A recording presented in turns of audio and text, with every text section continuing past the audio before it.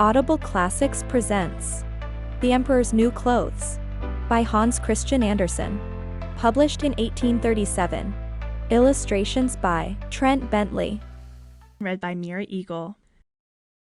Many years ago, there was an emperor who was so excessively fond of new clothes that he spent all his money in dress. He did not trouble himself in the least about his soldiers, nor did he care to go to either the theater or the chase, except for the opportunities then afforded him for displaying his new clothes.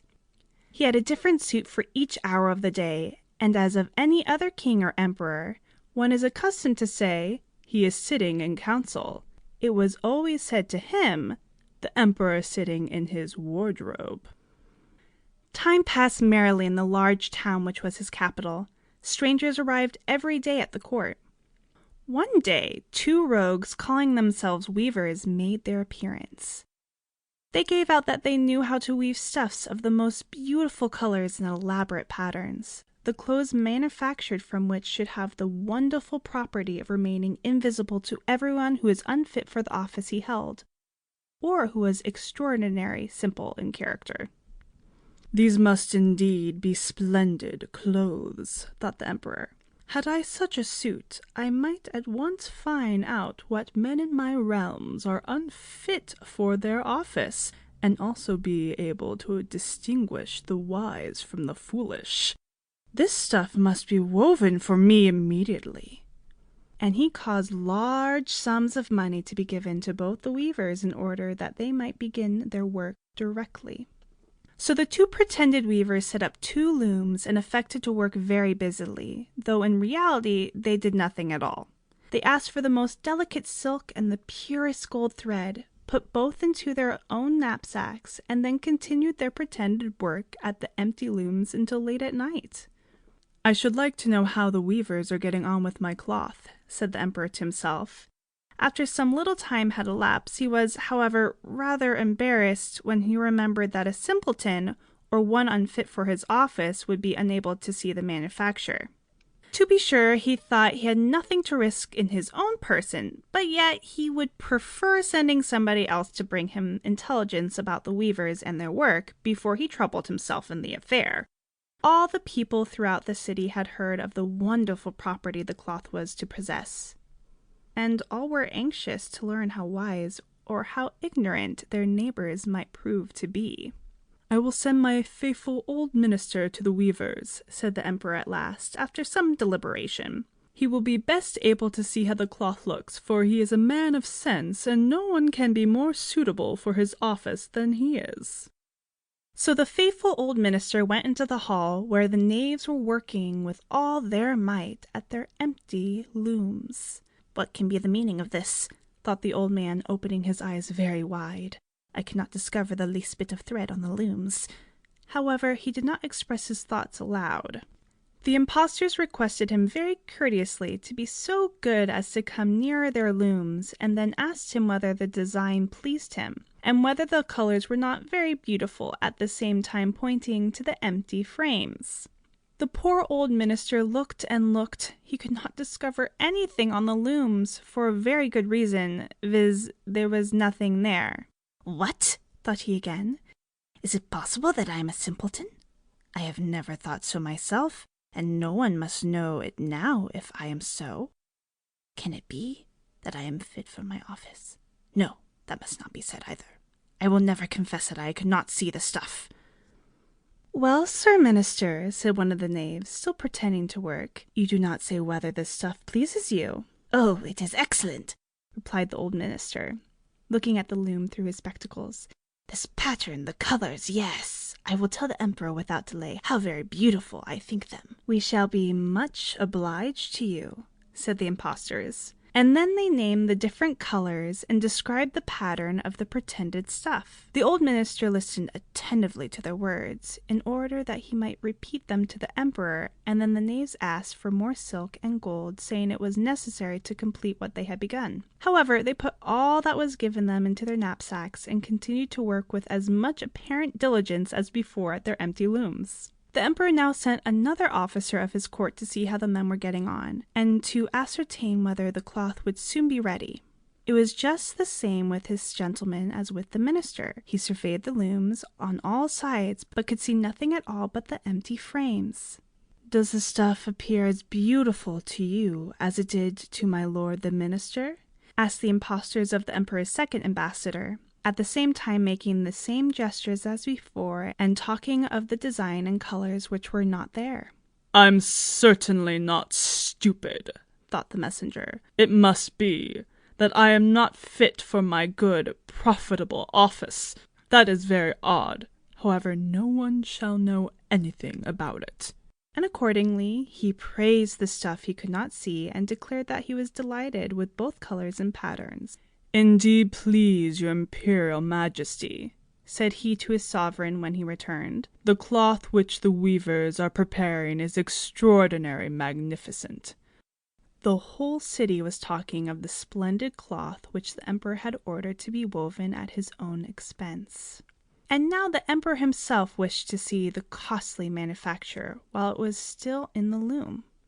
Accompanied by a select number of officers at the court, among whom were the 2 honest men who had already admired the cloth, he went to the crafty impostors, who, as soon as they were aware of the emperor's approach, went on working more diligently than ever, although they still did not pass a single thread through the looms. "Is not the work absolutely magnificent?" said the 2 officers of the crown already mentioned. "If your majesty will only be pleased to look at it, what a splendid design, what glorious colors!" At the same time they pointed to the empty frames, for they imagined that everyone else could see this exquisite piece of workmanship. "How is this?" said the emperor to himself. "I can see nothing. This is indeed a terrible affair. Am I a simpleton? Or am I unfit to be an emperor? That would be the worst thing that could happen. Oh, the cloth is charming," he said aloud. "It has my complete approbation." And he smiled most graciously and looked closely at the empty looms, for on no account would he say that he could not see what 2 of the officers of his court had praised so much. All his retinue now strained their eyes, hoping to discover something on the looms, but they could see no more than the others. Nevertheless, they all exclaimed, "Oh, how beautiful!" and advised his majesty to have some new cloths made from this splendid material for the approaching procession.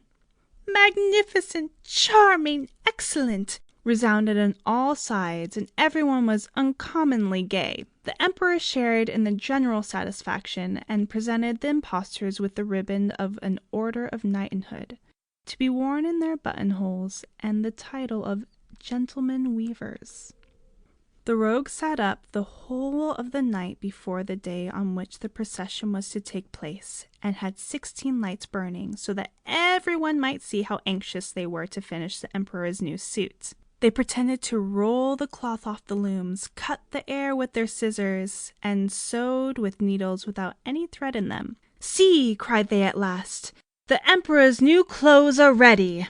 And now the emperor, with all the grandees of his court, came to the weavers, and the rogues raised their arms as if in the act of holding something up, saying, "Here are your majesty's trousers.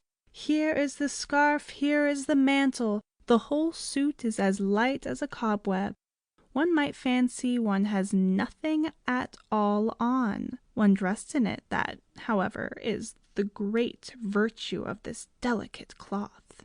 "Yes, indeed," said all the courtiers, although not one of them could see anything of this exquisite manufacture. "If your imperial majesty will be graciously pleased to take off your clothes, we will fit on the new suit in front of the looking-glass." The emperor was accordingly undressed, and the rogues pretended to array him in his new suit, the emperor turning round from side to side before the looking-glass. "How splendid his majesty looks in his new clothes, and how well they fit!" everyone cried out. "What a design! What colors! These are indeed royal robes." "The canopy which is to be borne over your majesty in the procession is waiting," announced the chief master of the ceremonies. "I am quite ready," answered the emperor. "Do my new clothes fit well?" asked he, turning himself round again before the looking-glass, in order that he might appear to be examining his handsome suit.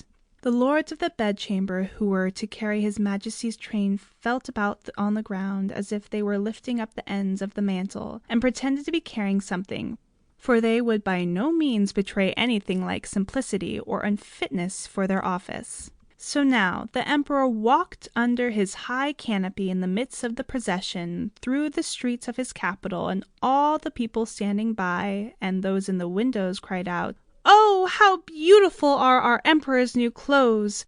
What a magnificent train there is to the mantle, and how gracefully the scarf hangs!" In short, no one would allow that he could not see these much admired clothes, because in doing so he would have declared himself either a simpleton or unfit for his office. Certainly, none of the emperor's various suits had ever made so great an impression as these invisible ones.